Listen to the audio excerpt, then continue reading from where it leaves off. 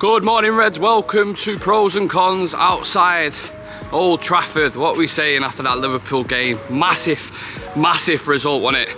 Incredible. Last minute winner. I was speaking on the review. Everything you want from a game, that game provided yesterday. The atmosphere was fucking electric. You had academy products scoring. You had fucking Ahmad, last minute winner when he's been getting barely any minutes whatsoever. Incredible. I'm still like lack of sleep from last night. Fucking incredible game, man. And obviously we're going to talk about the pros and cons. I'm not going to do many cons because there isn't any.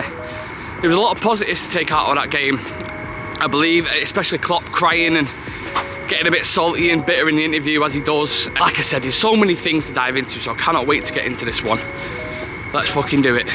Like I said, so much at stake yesterday. Liverpool in the form of their lives. You know, knocked out of the Carabao Cup, knocked out of the Champions League. Nothing left to play for aside from the FA Cup. And to go out to your rivals would have been fucking massive. Absolutely massive. So, you know, credit to the full team. I'm going to get into the positives and stuff like that. But yeah, just a fantastic, a day you'll never forget. A day you tell your grandkids about.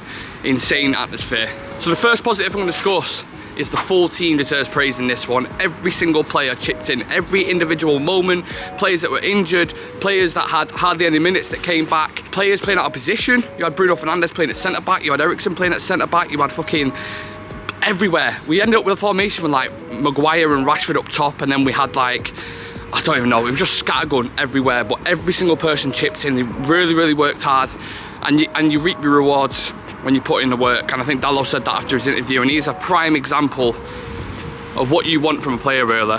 Everything you want from a player, Diego Dalot delivers at the moment, and he sets a standard, and others do. Bruno Fernandes didn't necessarily have a fantastic game, but he's pivotal in what we do. He's an organiser on the pitch. He's, again, another one I know I keep throwing the word work rate about, but he is all about work rate.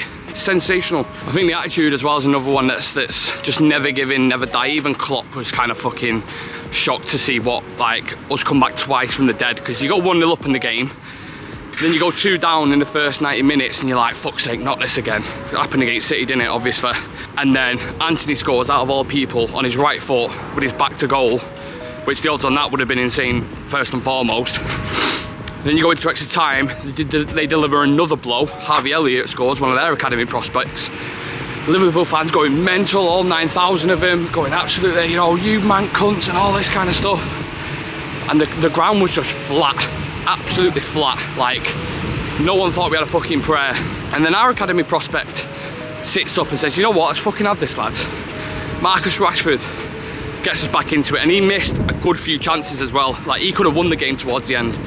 I'm not sure if it was offside or not, but yeah, he could have very easily won that game, and he missed quite a few chances, so it was about time he got on the score sheet. And he likes scoring against big teams, doesn't he? That's his thing, man. Scores against City, scores against Liverpool. Yeah, buzzing for him, absolutely buzzing for him, because that would have meant a lot. And I think he's got like 7 goals against Van Dijk now. I think we all remember that kind of narrative, don't we, where Vidic, and sorry about the noise, Vidic gets done by Torres, and I think Torres scored like 3 goals against Vidic. Nonsense, utter nonsense. Ten Hag has credit in the bank. He has had a very tough season. He's had a lot of things go his way, not go his way, should I say. Injuries as well has just been a massive downfall. Tactically, you know, there's certain questions that need to be discussed. Midfield we've spoken about numerous times. I saw a moment in that Liverpool game where there was 5 attackers, right, near the edge of the box, and there was 5 defenders on the edge of our 18-yard box. So you can only imagine the gap. I'll put a clip in, right? This midfield issue needs sorting out, 100%. We can't keep going into games. It's not sustainable. It's not working. It's simply not working. So that needs to be addressed. Even Roy Keane said it in the post-match analysis, should I say. He was saying we need someone to sit there and command. Do you know what I mean? Just you can have your attackers, but don't fucking send everyone up there. You know what I mean? It's risky. It's very risky. And against the bigger teams, it doesn't seem to work. Usually we get away with it against the lower ones because we have better quality, but the majority of the time it doesn't work. And yesterday it paid off. Like I said, we had players in fucking loads of different positions. Bruno at centre-back, Anthony at left-back. But it paid off. He took the risk and it worked. So we're happy, right? And do you know what? Erik ten Hag needed that win. He needed that win this season to kind of save his job, almost in a sense, because if we would have crashed out to Liverpool in the FA Cup quarter-final at Old Trafford, I don't think he would have had much longer left, to be honest with you. And you can tell that the players are fighting for him. You can tell everyone is engaged, and You can't really say that under previous managers, you know. Under Ole, they down tools. Under Mourinho, they down tools. Under Ragnick, when he came in, they down tools and were just quick to throw him under a bus. But these players get it, man, especially the youngsters, and I'm buzzing for Eric. What I would personally do is I'd give him another 12 months, what's left of his contract. You know, give him time under this new Ineos structure. See how we can do, see how we can adapt. Do you know what I'm saying? And let's take it from there. Yeah, we had a great weekend all in all. Villa and Spurs dropping points, fantastic. We spoiled Klopp's leaving party, so he's sulking, and he's only got what left now? Obviously he's won the Carabao Cup, but they were saying that's a tin pot trophy and they don't like that, so technically they've not won a trophy. I don't think they're going to win the Prem. I mean, one of the favourites, of course, but I think City might just edge that, which isn't great anyway. But and then what else have they got? Europa League? Nice. Bayern Leverkusen will beat him in the Europa League anyway, so I'm not even slightly worried about that. And not only that, you know, watching a game on TV is amazing. You can sense the atmosphere. You'd still be absolutely buzzing. But to be at that game yesterday, oh.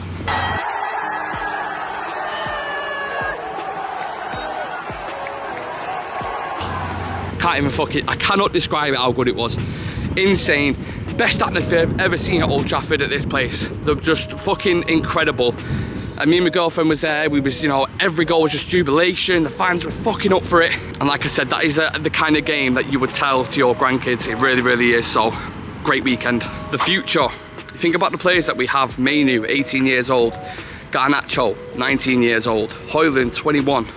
Even players like Dalot, 24, Lisandro Martinez is like 25 years old. We've got a lot of incredible potential. And maybe some of them will leave, maybe Anthony will go, maybe, you know, Mount might not work out or whatever it is, but you cannot deny the future prospects that we have at our hands, and the potential is frightening. And I really want to see how they develop and grow under this kind of Ineos model, because I think a lot of them could succeed. Garnacho yesterday, 120 minutes straight, just fucking grafting, running his ass off. And they've got so much potential. If you can field experienced senior pros around him who fit the model, their ceiling is next level.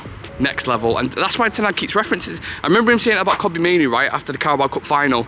He was like, this boy has got something. You know, we threw him in pre-season, unfortunately got that injury, but since he's come back, his performance yesterday, he should have had his own positive, because his performance yesterday, the composure, dribbling, just insane for a kid of his. He's like got like a glass of wine, and he's against these players who have like won Premier Leagues and shit. It's crazy. Do you know what as well? I think the wing backs deserve their own segment. They've really, Dalot and Wan-Bissaka yesterday. For Wan-Bissaka, yeah, to come in at left back when he weren't even supposed to play him, when it's supposed to be Johnny Evans, and putting a job like that on Mo Salah, one of the best wingers in the league, is insane.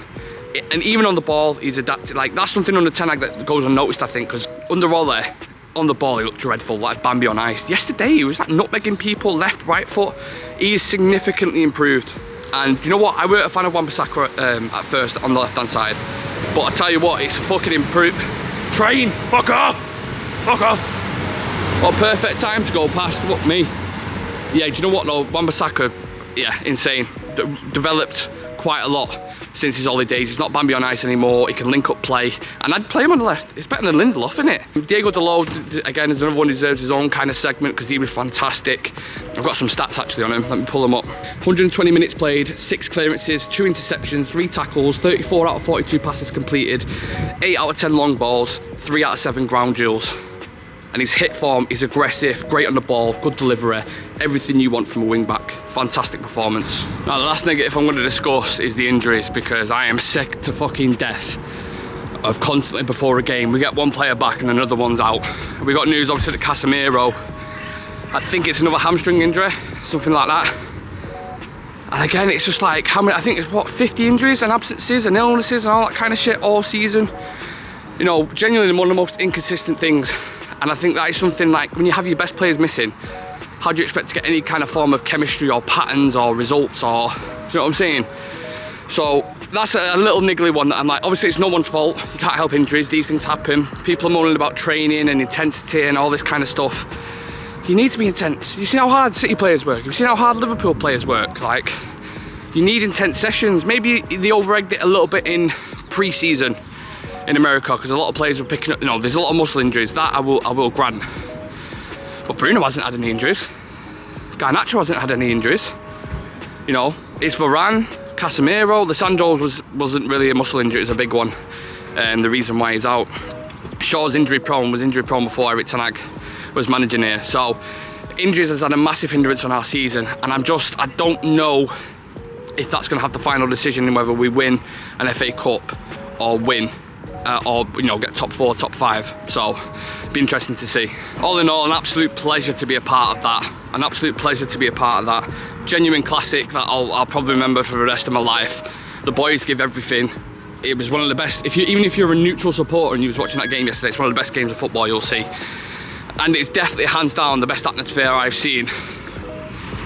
Hands down, the best atmosphere I've seen at Old Trafford. So, look, we're still in the FA Cup. We've got Coventry in the semi-finals, which you would expect Manchester United to win. You know, City have got Chelsea. Chelsea have been a bogey team for them recently. Maybe you'll get United, Ten Hag and Poch final. Either way you look at it, there's going to be narratives, isn't there? But we do have to get past Coventry first. I think they put in a good shift against Wolves, scored 2 minutes within 2 goals within 5 minutes. But it's starting to look up, isn't it? Isn't it crazy how a season can change? Things are starting to look up. We're getting players back, potentially into the final of the FA Cup. Tottenham and Villa lose. So there's a glimmer of hope for Champions League, depending on how far other teams go. We've got a decent run of fixtures coming up next. We've got Sheffield and Brentford. I believe we're in terrible form at the moment. Maybe a few more points will be dropped. Maybe we'll just sneak into that Champions League. Maybe we'll sneak into it. I don't know. But the FA Cup's going to be a big ask, especially if it's Man City in the derby. So let's just pray we get the fucking job done. Thank you for watching. Smash a like on the video and subscribe to the channel. Come on, United.